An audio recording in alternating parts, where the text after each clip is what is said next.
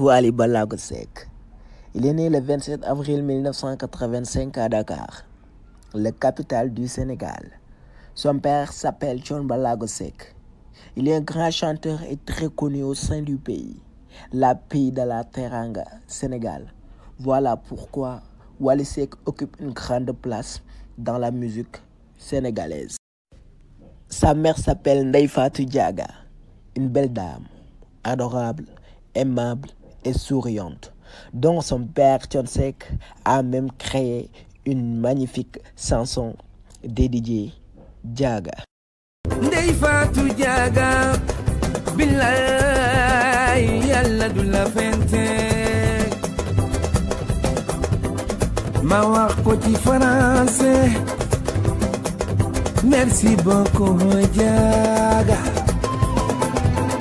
Sa femme s'appelle Sokhna Aïdara, une ex-mannequin qui a abandonné les planches et résumé sa vie entre son ménage et ses enfants d'une beauté étincelante. Elle a su tenir son ménage loin des projecteurs et les scandales du showbiz. Un exemple de femme, d'artiste.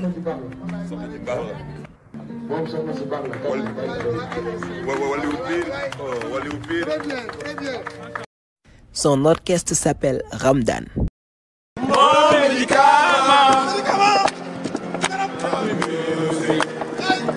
Je t'aime éperdument.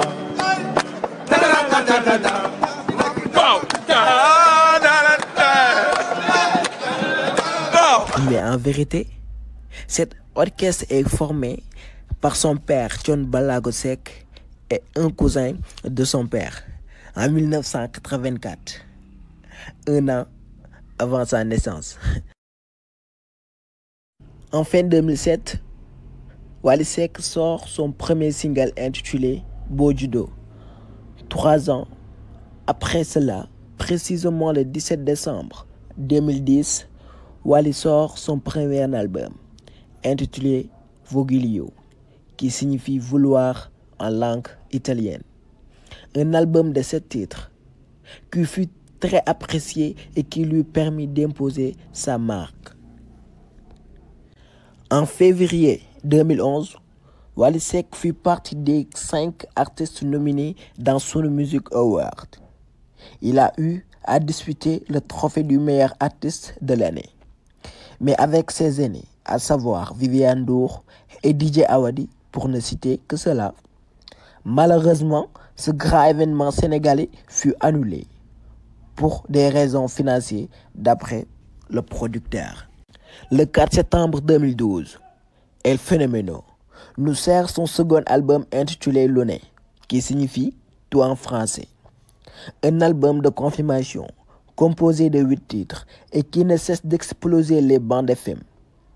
Grâce à cet album, il commence des soirées en solo, sans son père en seconde partie, au Pentimi, tous les mercredis et les dimanches. Bah, c'est de la génie ça. Le 31 octobre 2012, à partir de cette date, Wally Seck n'a pas arrêté de faire parler de lui, en jouant à chaque fois au Pentimi, à guichet fermé, avant l'heure.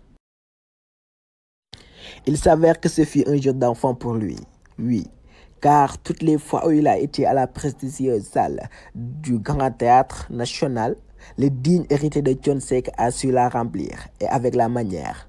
Pour chaque spectacle, dans cette salle, un surplus excessif de réservations et de tickets écoulés des jours avant. Cette confirmation sur la scène musicale lui a valu un spectacle à la mythique salle du Zénith de Paris, le 3 mai 2014.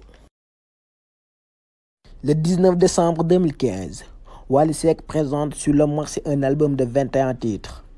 Oui, un album de 21 titres, dont le tout premier exemplaire de l'album a été vendu à 8 500 francs CFA. Une grande première dans l'histoire de la musique sénégalaise. Il se produit 2 années consécutives au Doppelman de Paris pour son anniversaire.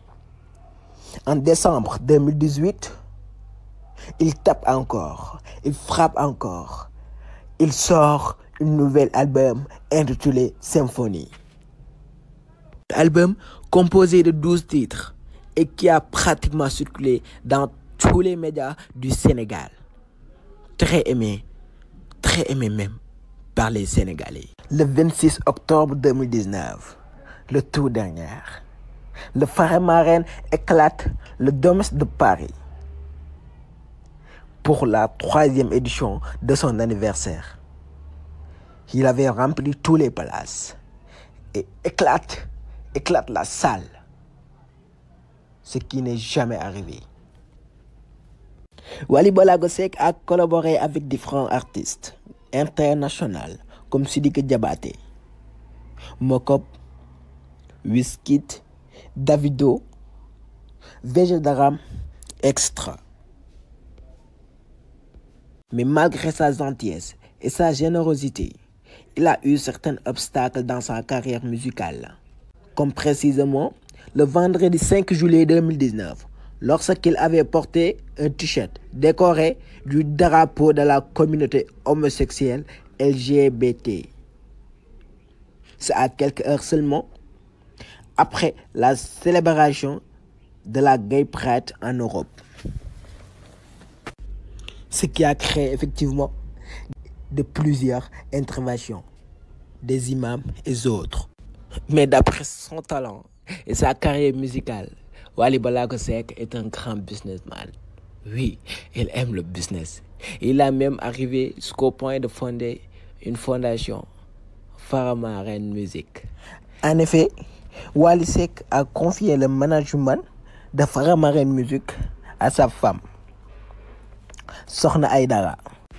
Un acte très professionnel.